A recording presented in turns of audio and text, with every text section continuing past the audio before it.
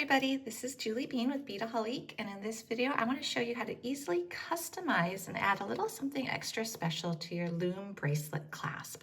So you see I have a Loom Bracelet in front of me. I just finished this one. It's called the Tavira Bracelet, and I have the clasp already attached. You see it has a nice slider end where I've hidden the last row of beads. It has a lobster clasp on one side, and it has a great extender chain on the other side. So this is really good because it allows you to really customize the fit and have a lot of options in terms of the sizing of your bracelet.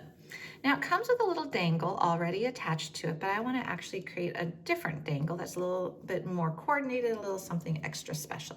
So I'm going to be using this Prestige Crystal Cabochette bead, and you can see that right there. It's round on one side and it has really pretty facets on the other side, which help to catch the light. There we go. And then I'm just going to be using a head pin.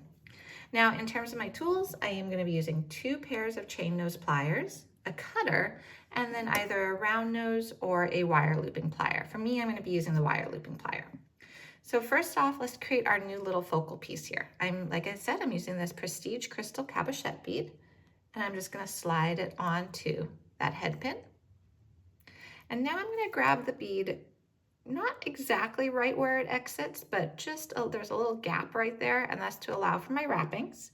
But I'm going to squeeze using my pliers, and then I'm going to rotate them up top, which will grab onto it. And then I'm going to pull it around and do some wrappings. And I'm just doing this with my hands. I'm just wrapping it around.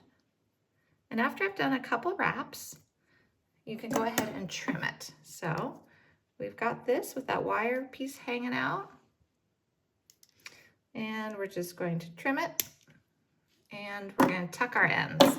So tucking our ends does a couple things. One, it makes it really nice and neat, but it also gets rid of a potential scratchy point that might snag on your clothing, especially for a bracelet. All right, so we've got that little dangle.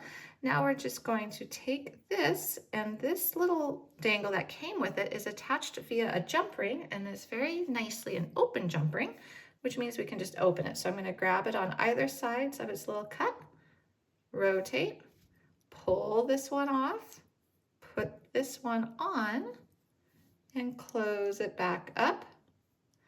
There we go. So now we have our customized bracelet clasp. So very easy to do. It just adds that little something extra to the design, and it was like a fun little something special. If you want to see more bracelets about doing loom work, like how to do the actual loom, how to attach the clasp, you can definitely check out our other videos over at beadaholique.com.